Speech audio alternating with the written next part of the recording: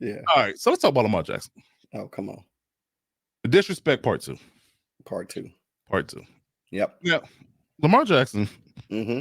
you know, and I'm gonna start with the end, and we're gonna rewind, we're gonna work back Reverse to engineer. Let's reverse engineer. Let's reverse engineer. Yeah. Lamar Jackson may have me be the most disrespected, likely 2-time MVP in NFL history. NFL history. I totally agree. NFL history. I have never seen somebody so maligned and so heavily criticized and doubted in my life that plays the quarterback position.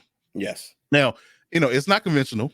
Nope. You know, he is his own person. And that's what people don't realize and let him be. Lamar is his own person. Yes. You know, he's not like anybody else. He's not even like any dual threat quarterback if you've known in the past. Like he's not like Randall Cunningham. He's not like Michael Vick. He's not like Cam Newton. You know, he is his own version of a dual threat quarterback. So why people are, you know, in the discussion or the conversation talking about how, you know, he's not, again, going back to this whole, he's not quarterbacky and things of that nature, you know, constantly disrespecting him, aligning him, and doubting his abilities when all he do is win. Right. All he do is win. All he does. All he does is win. So we've gotten to the point where, you know, and let's harken back, because we talked about this when it was going on in the summertime, where how people did not want to, you know, even get in the conversation. Like people automatically before even this conversation really got started, they were like, we're good. You know, they called Atlanta, and Atlanta probably said, "No, we're good. We're not going to ask about Lamar's trading for Lamar. We're not going to do that. Right? We're good. We're not going to ask about it." Everybody's saying that they're good, right? And this man is more at this moment right now 13-3. 13-3. Number 1 seed in the whole AFC, and they have curb stomped everybody in the NFC along with everybody in the division, and without, you know, provocation or reservation, right? So why is it?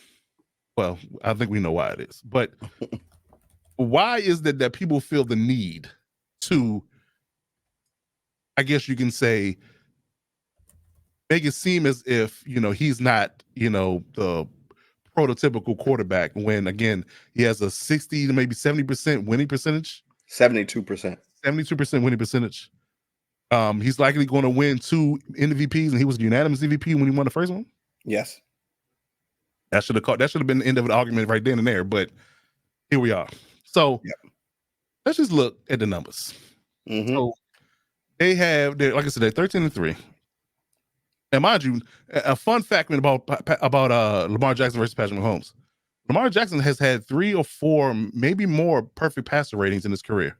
You know, Patrick Mahomes was a 2-time MVP, has had none. Talk about it. I'm just saying. Yeah.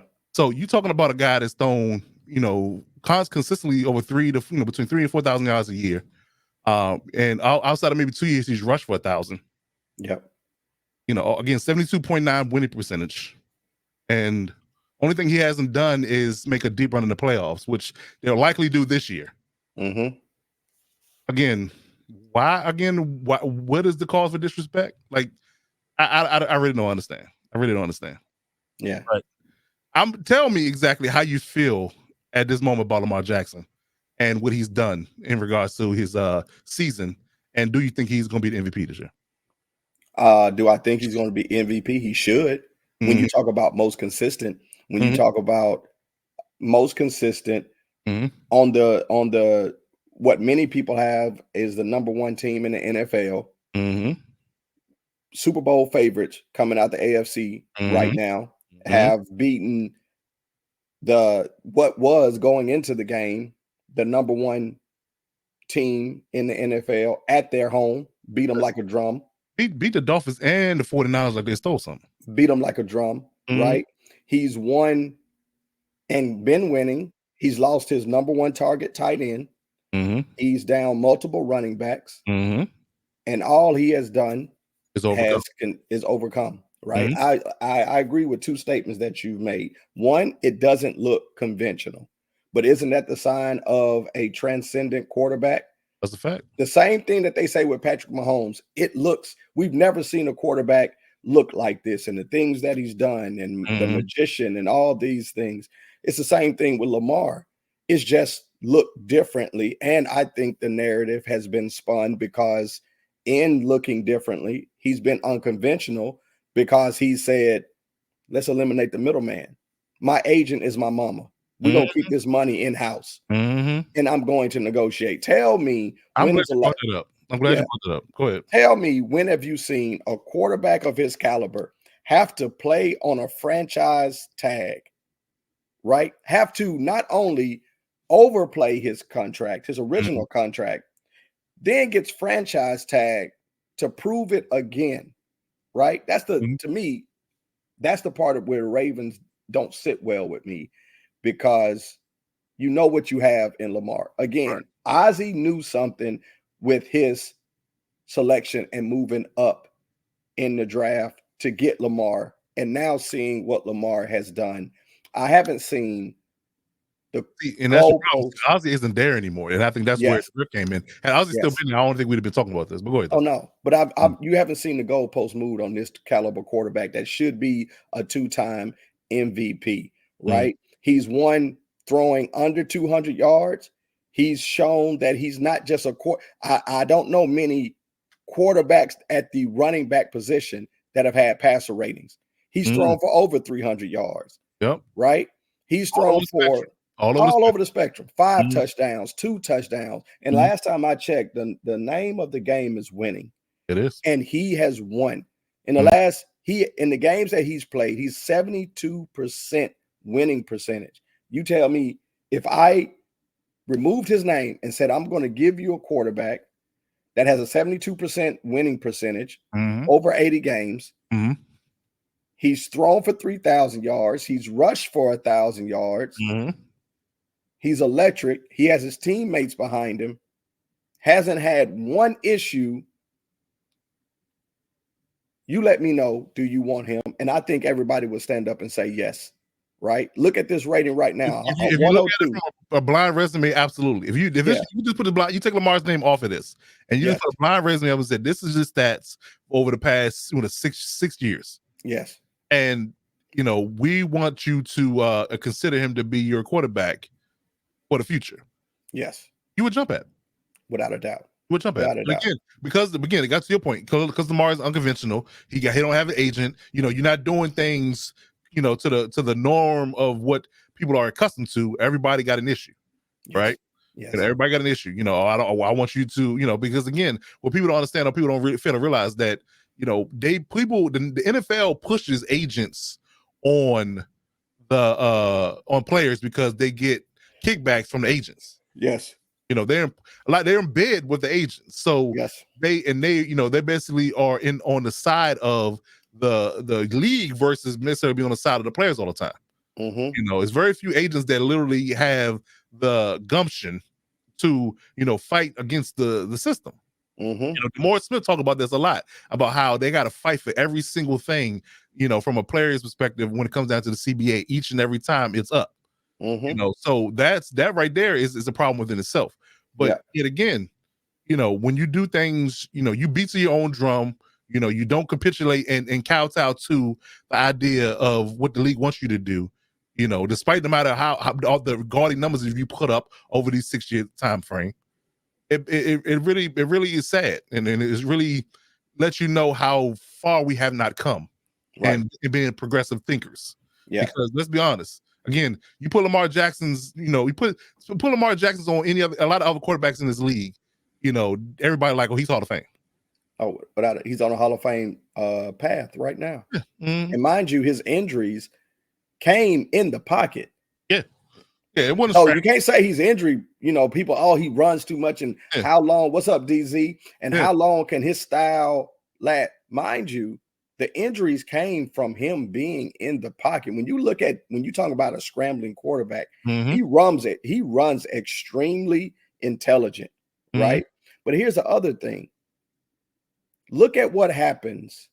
And I partly say that his maturation was stifled because he had no weapons. Look what happens when you give him weapons, right? When you give him somebody to throw to. We didn't talk about Mike Evans or Devontae Adams. We're talking of rookie and Zay Flowers, who's an absolute stud. I still shed a tear for that.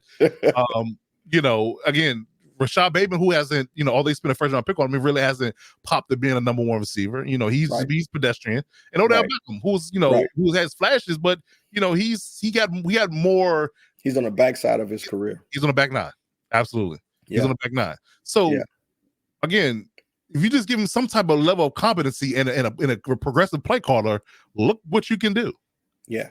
Lo and behold. And he's not pigeonholed to, he's not pigeonholed to a coordinator who can only see what can't happen. Right. So, we're going to have to run him all the time. We're going to have to be a run heavy offense. He can beat you a myriad of ways. He can beat you with his arm, he can beat you with his leg, his improvisational skills, all of that.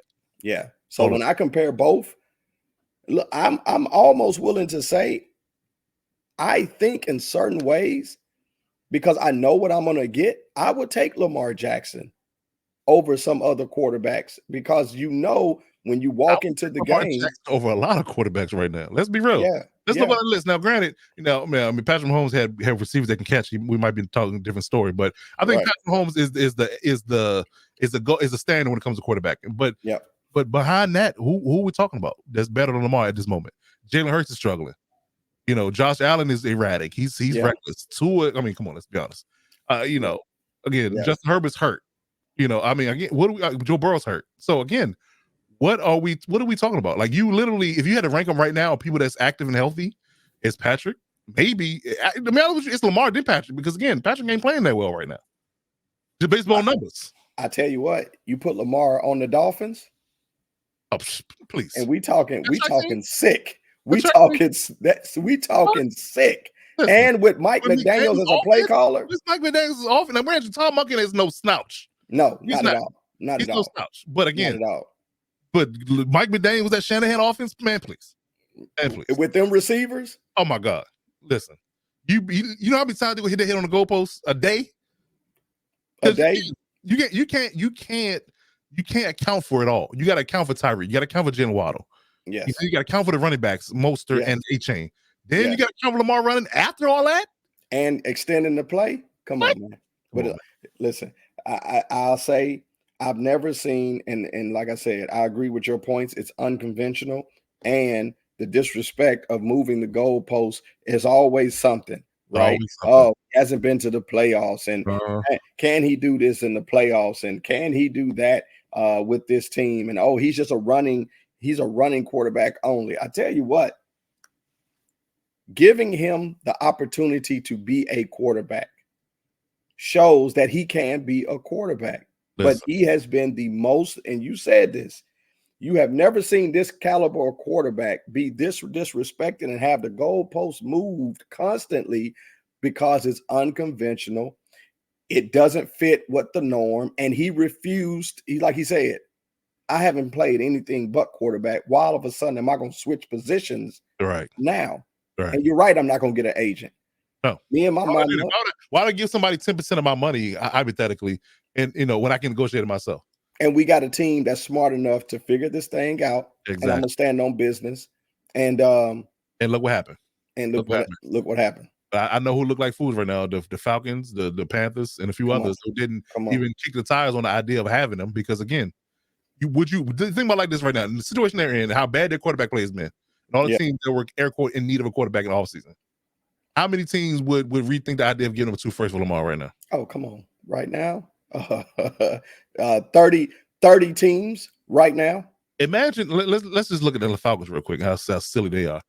Like, you got Bijan Robinson, Tyler Algier, Cordero Patterson, Drake London, Kyle Pitts, Mac Hollins, an elite O-line. You mean to tell me that Arthur Smith can't win that division going away without Lamar Jackson right now? In sleep, he could. Exactly. And everybody that you have offensively as a weapon is all young, and they're all the rookie deals, so you can pay Lamar right now. In his sleep, he could. He would just show up and let them do what they do. Yeah. That's it. So Lamar, he's an MVP. Yeah, and for my money, he's an MVP. And don't give me this whole. Can I tell you one thing? And I'm gonna be irate, and I'm gonna have a lot to say if this happens. I love Christian McCaffrey. But don't sit up here and paint a parody or narrative now that a person that's not a quarterback should be deserving of this award when all we've been doing is giving the quarterbacks up to this point. Don't try to change the narrative because Lamar Jackson's up for the running again. Yeah, don't move the goalposts. Don't move the parameters of this being a quarterback award all of a sudden now. Yeah. I'm with you. So he isn't marketed as big as others to me. And look, I said to this to my Ravens friends, he isn't as handsome as others, but my opinion, because he's elite as a quarterback. He's deadly as a quarterback. Deadly. I mean, just think about the elite defenses he's picked apart this year. Going back to the idea of who they played. Let's just run it down before we move on.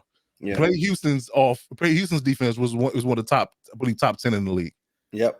He won 25-9. Yep. Cincinnati's defense beat them by 3. Yep. Lost Indianapolis that was a weird game. I don't know what happened there. Yeah. But Cleveland's defense, who was Super Bowl caliber, 28-3. Yes. Lost to Pittsburgh in the wonky game. That game was weird. So I remember that one. Yep. Tennessee, who's normally known for defense. Yep. 24-16. Brown beat the brakes off the Lions 38-6. When their defense was one of the top defense at that point in the season. It was. Yeah. Arizona, who just beat the Eagles. Exactly. I mean, just Miami, Jacksonville, San Francisco, the Rams. Like, I mean, come on. I mean, we can stop at San Francisco because going into that game, San Francisco were juggernauts. And then 56-19 for the Dolphins on top of that. Come on now. And the perfect passer rating and 5 touchdowns. Bro. Walk the dog on them. It did. Daddy did. So yeah. I do, but I don't get the idea. I would love to hear, as our audience listens in, or if you're catching this replay, make an argument, as you like to say. Don't argue with me, argue with your mama. Make an argument of why Lamar Jackson is not the MVP. Yeah, exactly. And make it a good faith-based argument. Don't make it biased. Yeah. Stand on facts, not on feelings. Yeah. And please tell me, if you saying that he's not, tell me your team's quarterback and tell me if you wouldn't take Lamar over your team quarterback. Right. Yeah, it ain't a whole lot of franchises right now that wouldn't take Lamar over their franchise quarterback right now. Maybe 4 or 5 that wouldn't. Stand on facts, not feelings. I'm gonna use that. Yeah, stand on facts, not feelings. Stand on facts, not feelings. Yes, and the answer is yes. He's the most disrespected, potentially 2-time MVP. Absolutely.